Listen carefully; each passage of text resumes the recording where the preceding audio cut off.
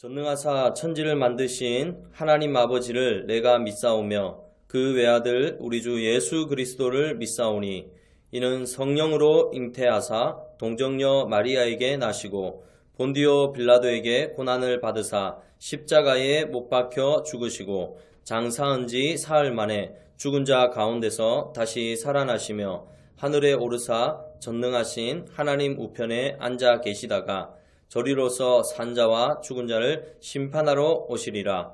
성령을 믿사오며 거룩한 공회와 성도가 서로 교통하는 것과 죄를 사하여 주시는 것과 몸이 다시 사는 것과 영원히 사는 것을 믿사옵나이다. 아멘.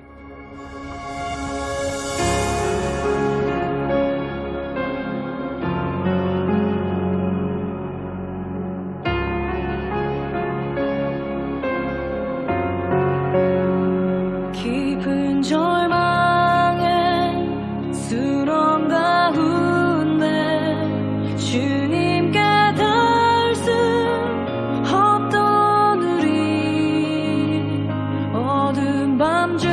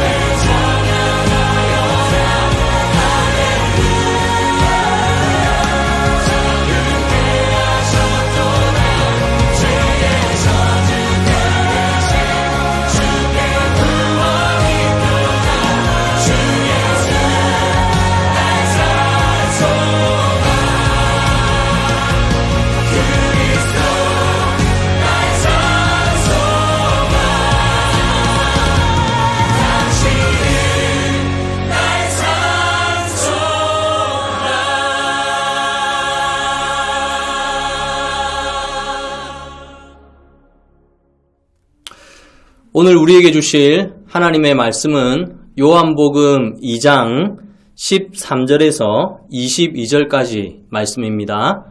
요한복음 2장 13절에서 22절까지 말씀을 제가 봉독해 드리겠습니다. 하나님의 말씀입니다. 유대인의 유월절이 가까운지라 예수께서 예루살렘으로 올라가셨더니 성전 안에서 소와 양과 비둘기 파는 사람들과 돈 바꾸는 사람들이 앉아 있는 것을 보시고 노끈으로 채찍을 만드사 양이나 소를 다 성전에서 내쫓으시고 돈 바꾸는 사람들의 돈을 쏟으시며 상을 엎으시고 비둘기 파는 사람들에게 이르시되 이것을 여기서 가져가라. 내 아버지의 집으로 장사하는 집을 만들지 말라 하시니 제자들이 성경 말씀에 주의 전을 사모하는 열심히 나를 삼키리라 한 것을 기억하더라.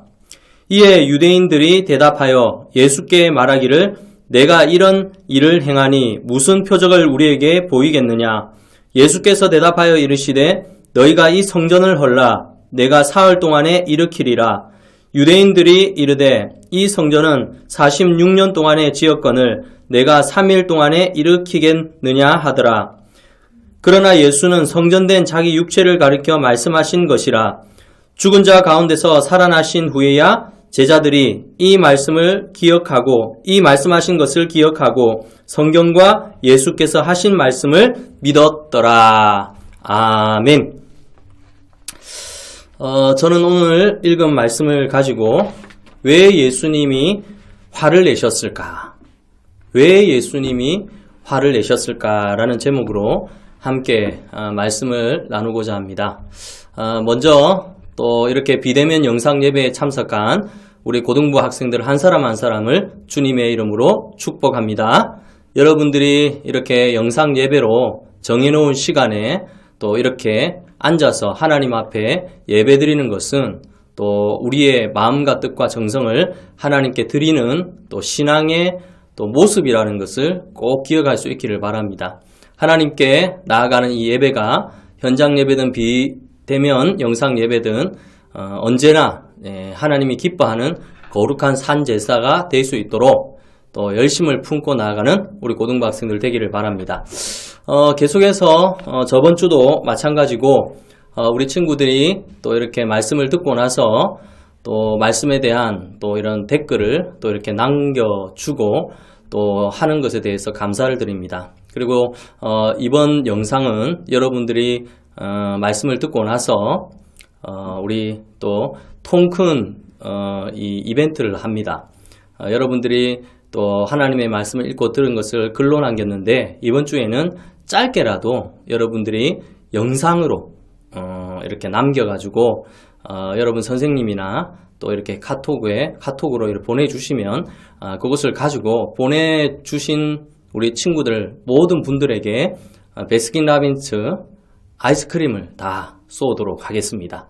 꼭 짧은 영상이지만 보내주시고 지금까지도 또 이렇게 글로 남겨준 우리 친구들도 목사님이 다 기억해서 종합적으로 보고 뭐 하나님 앞에 1등, 2등, 3등 이렇게 정하는 것은 뭐 그렇게 의미가 없지만 또 그런 부분의 수고와 헌신에 대해서 또 헌신한 분들에게 조그마한 선물을 드리도록 하겠습니다. 많이 참석해 줄 수 있기를 바랍니다.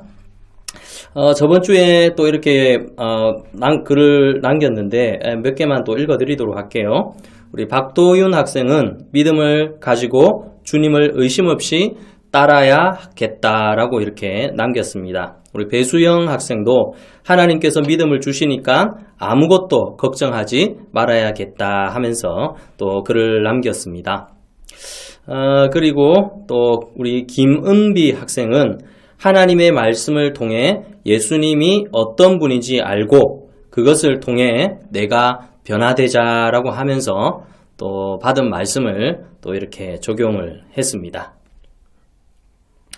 그리고 ES 학생은 성령 하나님께서 태초부터 우리를 택하시고 우리를 하나님의 자녀 삼아주신 은혜로 우리가 예수님을 믿게 되는 것이다 라고 하면서 또 이렇게 말씀을 남겼습니다. 이 외에도 또 우리 친구들이 장문으로 글을 남긴 친구들이 또 있습니다. 또 이렇게 기록을 해서 놔뒀는데 여러분들이 이런 글을 많이 남김으로 말미암아 또 여러분들의 신앙에 많은 도움이 될 줄 믿습니다. 오늘 읽은 말씀을 가지고 왜 예수님이 화를 내셨을까? 오늘 읽은 말씀에 보면 예수님이 굉장히 화를 내는 장면이 기록되어 있습니다. 13절 말씀에 보면 유대인의 유월절이 가까운지라 예수께서 예루살렘으로 올라가셨더니 라고 기록되어 있습니다. 유대인들에게서는 이 유월절 이 절기가 굉장히 중요한 절기입니다. 그래서 많은 유대인들이 이 날만 되면 예루살렘 성전에 올라가서 유월절 절기를 이렇게 지켜야 되었습니다. 그래서 예수님도 동일하게 지금 예루살렘 성전으로 올라가고 있습니다. 그런데 예수님이 예루살렘 성전에 도착해서 굉장히 특별한 일이 일어나게 됩니다. 예수님이 예루살렘 성전으로 들어갔을 때 눈에 보이는 장면이 오늘 본문에 기록되어 있는데 많은 상인들이 소와 양과 비둘기를 팔고 또 성전 안에서 또 돈을 바꾸는 자들을 보았다라고 기록되어 있습니다. 그것들을 보시고 예수님이 어떤 행동을 하셨는가? 15절, 16절 말씀에 이렇게 기록되어 있습니다. 노끈으로 채찍을 만드사 양이나 소를 다 성전에서 내쫓으시고 돈 바꾸는 사람들의 돈을 쏟으시며 상을 엎으시고 비둘기 파는 사람들에게 이르시되 이것을 여기서 가져가라. 내 아버지의 집으로 장사하는 집을 만들지 말라 하시니라고 말하고 있습니다. 본문의 말씀만 보면 지금 예수님이 굉장히 화가 나셨습니다. 우리가 생각할 때 예수님이라는 존재가 어떤 분입니까? 늘 우리가 듣는 예수님에 대한 존재는 사랑이 많으시고 은혜가 충만하시고 용서하시고 덮어주시고 안아주시고 또 눈물을 닦아주시고 정말 이렇게 좋은 분이 아닙니까? 그런데 오늘 본문에 나오는 예수님의 모습은 행동은 물건을 부수고 고함을 치고 또 더 정확하게 말하면 폭력을 쓰는 것처럼 보일 정도로 흥분하여 분노하고 있는 예수님의 모습을 보게 됩니다. 혹시라도 여러분 이런 예수님의 모습을 볼 때 이런 생각을 하고 받아들이는 분이 있는지 모르겠습니다. 예수님이 막 화를 내시니까 예수님 왜 이러시지? 뭘 잘못 드셨나? 아니면 예수님 정말 이렇게 화를 내면 안 되지 않습니까? 예수님이 이렇게 하면 별로 좋지 않은 것 같습니다 라고 말할 수도 있습니다. 가령 한번 생각해 보세요. 집에 부모님이 갑자기 막 화를 내십니다. 어머니나 아버지가. 그럼 혹시라도 부모님을 향해서 여러분들이 그런 생각하는 경우가 있습니까? 아버지, 어머니 왜 그렇게 화를 내십니까? 화내면 안 되지 않습니까? 뭐 때문에 그렇게 하십니까? 이런 행동을 보이는 것은 옳지 않지 않습니까? 라고 말하는 친구들도 있을까요? 저는 대부분 그렇지 않을 겁니다. 부모님이 화를 내거나 하면 내가 뭘 잘못했지? 뭘 실수했지? 아마 이렇게 생각을 하고 부모님이 화내고 하시는 것에 대해서 자신을 이렇게 한번 돌아볼 거라고 생각이 듭니다. 잘못 생각하는 친구들도 있을 수도 있겠죠. 그런데 오늘 본문의 말씀도 마찬가지입니다. 예수님이 그렇게 인자하시고 사랑스러운 예수님께서 화를 내셨다면 그 화를 내신 이유에 대해서 예수님을 바라보는 게 아니라 왜 예수님이 화를 낼 수밖에 없을까라고 하면서 나의 상황과 우리의 상황을 살펴보는 것이 바로 바른 신앙의 모습이라는 것입니다. 오늘 본문에 나오는 이 유대인들은 오히려 예수님이 화를 내니까 자기를 바라보는 것이 아니라 오히려 예수님을 조롱하고 예수님에 대해서 좋지 않은 평가를 하는 것을 보게 됩니다. 18절에 보니까 이렇게 되어 있죠. 이에 유대인들이 대답하여 예수께 말하기를 내가 이런 일을 행하니 무슨 표적을 우리에게 보이겠느냐라고 말하면서 예수님을 비난하고 조롱했던 것입니다. 오늘 이 말씀을 통해서 우리 친구들은 하나님의 말씀을 대할 때, 이 하나님의 말씀을 읽을 때 때로는 이 말씀을 통해서 우리가 책망을 받거나 경고의 메시지를 또 이렇게 묵상할 때가 있습니다. 평소에는 은혜로운 말씀이고 사랑의 말씀이지만 때로는 우리가 죄를 짓고 잘못된 행동을 할 때 하나님의 말씀은 그렇게 하지 말라고, 그것은 죄다, 계속 그렇게 하면 회초리를 맞을 거다, 아니면 본문에 나오는 것처럼 너희가 심판을 받게 될 것이다 라고 경고를 하게 되는 것입니다. 그래서 우리는 이 하나님의 말씀을 이렇게 대할 때, 읽을 때 한쪽 면으로만 바라보고 이 하나님을 오해하면 안 되는 거죠. 하나님의 성품 중에서는요, 분명히 사랑과 은혜가 충만한 이런 사랑의 속성이 있습니다. 그러나 또 다른 한면에서는 이 공의라고 합니다. 공의. 이 공의는 하나님 앞에 죄를 짓거나 잘못한 것에 대해서는 하나님이 반드시 책망하시고 심판하신다는 게 이 공의의 속성이래요. 그래서 우리가 하나님을 생각할 때 사랑의 하나님이 있지만 또 죄에 대해서 또 심판하시는 공의의 하나님이라는 속성, 이 두 가지가 존재한다는 것을 그렇게 알고 있어야 되는 것입니다. 이스라엘 백성들에게 우리 성경을 보면 그렇지 않습니까? 하나님의 말씀대로 믿음으로 잘 살면 하나님의 복에 복을 더하시고 또 지켜주시고 인도해 주시고 보호해 주십니다. 그런데 이스라엘 백성들이 유일하신 하나님을 믿지 않고 우상 숭배를 하고 하나님의 말씀대로 살지 않을 때 주의 선지자들을 통해서 경고하죠. 그렇게 하면 심판받게 된다. 그렇게 하면 재앙이 임할 것이다.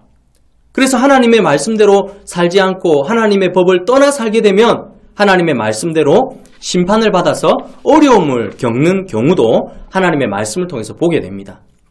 어려움을 겪게 돼도 우리 하나님은 사랑이 많으시기 때문에 회개하고 돌이킬 때 그때 또다시 회복해 주시는 바로 하나님의 속성이라는 것입니다. 그러니 오늘 이 본문에 보면 예수님께서 화가 나신 이유가 무엇일까? 이 부분을 한번 생각해 보아야 됩니다. 예수님은 예루살렘 성전에 들어가면서 거기에 있는 많은 유대인들, 또 하나님을 믿는 백성들의 영적 타락을 바라보고 계셨던 것입니다. 그래서 예수님은 화가 나셨던 것입니다. 예수님이 화를 내었던 것은 그냥 표면적으로 보이는 장사꾼, 그리고 돈을 바꾸는 그런 사람들이 아니라 그 사람들 속에 타락해 있는 영적 타락과 영적 변질의 모습을 보고 분노하시고 화를 내었던 것입니다. 아무런 잘못이 없는데 하나님께서 또 예수님께서 주의 말씀을 통해서 죄에 대해서 책망하지는 않으실 것입니다. 그러니 이유는 분명합니다. 유대인들이 예루살렘 성전에 모여서 하나님 앞에 나와 유월절을 지키려고 나왔는데 그들의 마음이 타락되고 변질되어 있는 것을 보셨기 때문이에요. 더 정확하게 이 부분을 알려고 하면 이 유월절 절기에 대해서 알아야 됩니다. 이스라엘 백성들이 이 유월절 절기를 목숨처럼 귀하게 여기고 지키는데 이 유월절 절기의 의미가 무엇이냐 하면 이 유월절은 430년 동안 애굽에 종살이하며 비참하게 삶을 살았던 이스라엘 백성들을 유월절을 통해 해방해 주신 것을 감사하고 하나님 앞에 구원의 은혜를 즐거워하며 나아가는 그런 절기를 지키는 것이 바로 유월절입니다.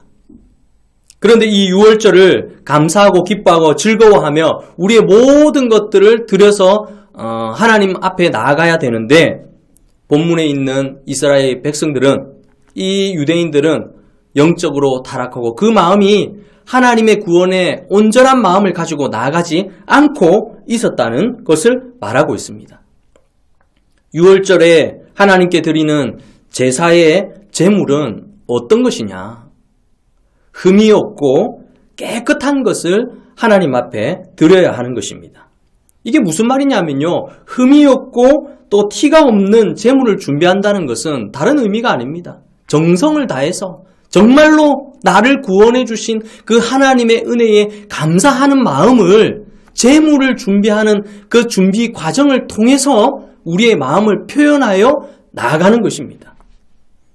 하지만 이 유월절의 절기가 계속해서 시간이 지나면서 또 변질된 이유는 무엇이냐면, 그 당시에 많은 사람들이 먼 곳에서 또 이렇게 예루살렘 성전으로 또 이렇게 유월절을 지키러 오게 되는데, 오면서 모르고 또 제물을 잊어버리고 오거나 아니면 준비 없이 오게 되는 거예요. 그래서 그런 사람들의 편리를 봐주기 위해서 성전 곳곳에서 또 이런 제물을 팔게 되었습니다. 뭐 양과 소와 비둘기 이런 것들을 팔게 되는데, 그 제물들이 물론 깨끗한 것도 있었겠죠. 그런데 대부분의 이 제물들이 병들고 흠 있는 제물을 오히려 싸게 사서 또 하나님 앞에 그것을 제물로 드렸다는 것입니다. 그리고 이것을 잘 알고 있는 그 당시의 종교 지도자들은 흠이 없고 깨끗한 것을 드리라고 말하지 않고 눈 감아주고 장사꾼들을 통해서 또 뒷거래를 통해 뇌물을 받아먹는 모든 종교 지도자와 그들의 마음이 타락되어 있는 그런 상태의 모습이었던 것입니다. 그래서 예수님은 이 모든 것들을 다 아시고 그들을 책망하면서 오히려 하나님의 집을 이렇게 영적으로 타락한 그들의 마음과 그들의 모습들에 대해서 화를 내시고 오히려 성전을 정결케 하기 위한 하나님의 뜻이 이 속에 담겨 있었던 것입니다. 사랑하는 우리 고등부 학생들, 오늘 말씀을 통해서 우리가 깨달을 수 있는 게 무엇일까요? 오늘날 우리가 드리는 이 예배는 예전에 이 하나님 앞에 나와 드리는 이 바로 제물을 드리는 제사의 방법입니다. 그렇다면 우리가 드리는 예배도 마찬가지입니다. 이 예배를 통해서 우리는 우리를 구원하여 주신 그 예수 그리스도의 그 은혜와 하나님의 그 사랑에 대하여 기뻐하고 감사하며 정성껏 믿음으로 나아가야 되는 게 우리의 예배의 모습이 되어야 되는 것입니다. 하지만 이 코로나라는 이런 전염병으로 말미암아 우리의 예배가 정말로 그런 마음으로 나아가고 있는가 한번 우리의 자신을 돌아보기를 원합니다. 예배를 드릴 때요, 그냥 오는 거 아니에요. 준비 없는 마음으로 나오는 거 아닙니다. 준비 없는 마음으로 하나님 앞에 예배드리러 나오는 것은 오늘 본문에 기록되어 있는 병든 제물들, 그리고 티 있는, 흠 있는 그런 제물들을 가지고 나와서 하나님 앞에 형식적으로 드리는 그런 제사의 모습이 오늘 우리의 예배의 모습이 될 수밖에 없습니다.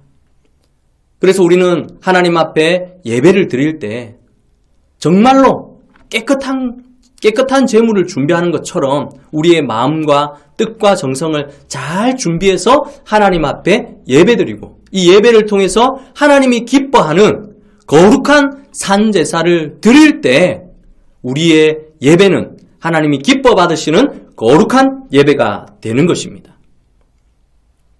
코로나라는 전염병으로 일시적으로 비대면 영상 예배를 드리고 있지만 빨리 이 예배가 회복되어서 자유롭게 하나님을 예배할 수 있는 날이 속히 오도록 우리가 기도해야 되겠고, 또한 이렇게 비대면 영상 예배를 드린다고 할지라도 목사님이 늘 부탁드리지만 마음과 뜻과 정성을 다해서 정말 하나님을 대하듯 하나님 앞에 예배드리는 우리 예배자의 모습을 가지고 나가는 우리 고등부 학생들 다 되기를 바랍니다.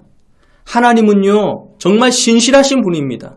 여러분들이 마음과 뜻과 정성을 다하여 예배 드리면 그 예배를 기뻐 받으시고 우리의 인생에 있어서 하나님이 주시는 놀라운 은혜와 복으로 말미암아 이 악한 세상을 믿음으로 이길 수 있도록 하나님이 도와주시고 인도해 주신다는 사실을 알고 오늘 주신 이 말씀 꼭 기억하여 믿음으로 승리하는 우리 고등학생들 되기를 바랍니다.